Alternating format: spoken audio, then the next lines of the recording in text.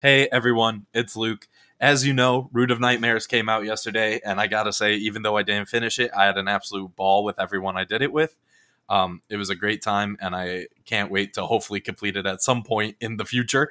Um, that being said, there's encounters in this raid that involve these orbs that I feel only myself and Kyron had a good understanding of. So I'm here to put a video together to hopefully give a little more clarity and a little more understanding of how these orbs work.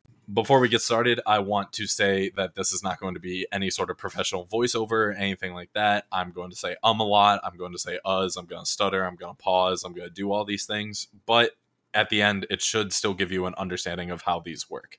I will only be going over the first part of the first encounter because I believe all the mechanics from here are easily translatable to the rest of the raid. So that being said, I'll get started with things like debuffs and buffs and things you just need to notice with a timer on the side of your screen. The first overall thing is that there's a wipe mechanic at this first encounter and the second encounter. The first encounter is called Sweeping Terror. Sweeping Terror has a short timer. I believe it starts at 30 seconds. And once that gets to zero, it wipes. Just explosion goes off, everything wipes, you're dead. You restart. Now, Sweeping Terror can be extended. The countdown clock can be extended, further delaying your imminent doom, and that is very beneficial. Very beneficial, let me tell you. So the way it's extended is that when you do each stage of these encounters, there will be scions that spawn around the map. These are not normal scions. They are scions that are in these sort of orangey, yellowy, glowy bubbles. You go around, melee, shoot them, shotgun, whatever, destroy those scions. And when you do, a Tormentor will spawn. When the Tormentor spawns, you do everything you can to absolutely nuke that thing. Once you kill that Tormentor, it adds, I think, 30-ish, 35 seconds to the clock for the wipe mechanic. So you delay your doom, and it gives your orb people more time. It's very useful, very beneficial, always appreciated if it can be done. As far as I'm concerned, that's everything you need to know involving the wipe mechanic for this first encounter of the raid. And we'll move on to the orbs now. On the right side of the screen, you'll sort of see this white orb with this mystical glowing bluish white stuff around it on top of this plate. That is the beginning of the orbs for this first encounter. People go, they stand there. You only need one person to stand there, but if you want to run it with two, that's also possible. Essentially, whoever's standing in that sphere, when you shoot the orb, will get a buff. The buff is called Field of Light. That buff essentially just lets you see where the next orb spawns. Now, the next orb isn't going to be big and white and glowing like this one is. It's going to be smaller and it's going to be black until you get within close enough range to shoot it. And once you shoot it, then it will turn and look like the normal white balls that we see on the right side of the screen here. It should be stated that you can tell where the next one's going to spawn from the orb you just shot. When you shoot the orb, a little sort of blue-white glowing line will come out of it and point to a different plate. Luckily, though, it seems like the orbs have a steady pattern or set of patterns that they can spawn in. On this first particular one, you can have two different patterns that they show up as, and I'll go over those right now. So the patterns will either be going from 1 to 2 to 3 to 4 to 5, or it can go 1 to 3 to 2 to 4 to 5.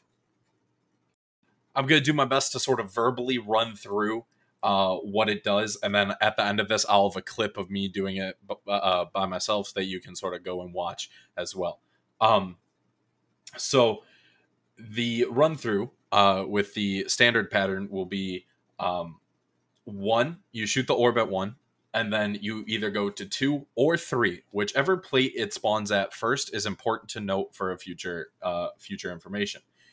So it'll either spawn at 2 or 3. We'll say 2 for this case.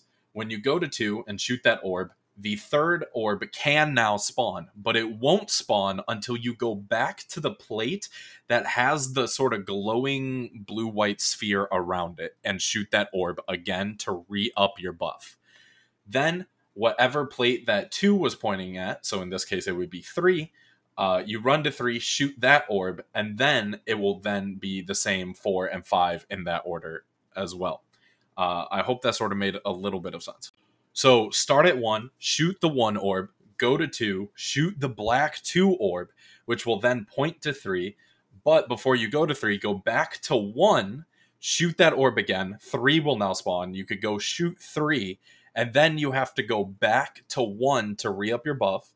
Then you go to 4, and once you shoot the 4th orb, that is when it's important to remember what orb you shot first, because then where you go and get your buff will change plates. So if you shoot 2 first, you then have to go back to 2 to get your buff.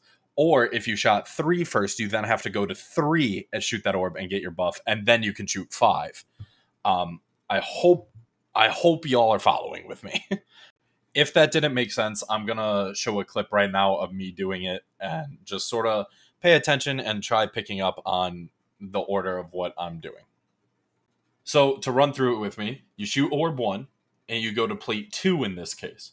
Go to plate 2, shoot orb 2, go back to plate 1, shoot that orb, then you go to plate 3, shoot 3rd plate, you go back to 1 to re-up your buff. Orb 4 has now spawned in. Now remember, when you shoot orb 4, the buff will move to whatever plate you shot first. In this case, it was 2. So now I go back to 2 to get the buff and to spawn orb 5 in. You run all the way back across, and whenever you shoot this final orb, the timer for the wipe stops. It'll say his hatred halts, and you will have some more time to do some ad clear and set up for the next stage of this progress. So I will also say that was just one stage of 4 stages for the first encounter. It is definitely a heck of a lot easier if you have 2 people running the orbs. You can only do the first one solo, I believe. I don't think you could do the rest solo unless you're like a mobility built sort of character. That's the premise of the first encounter. Now, the rest of the raid has mechanics very similar to it. The only difference is that some will involve one called Flux of Darkness. Now, Flux of Darkness is essentially, it operates the exact same way. It's just the color orange instead of like a bluish white. So, yeah. So I know I did a pretty poor job at sort of narrating this, but I hope that brought a little bit of clarity to the encounter and how the orbs work. They're really simple once you actually practice them and get to know them. Like, it's unbelievably simple. It's just a game of connect the dots. But obviously in-game practice is going to make the best for it. So, yeah, good luck and have fun, Guardians.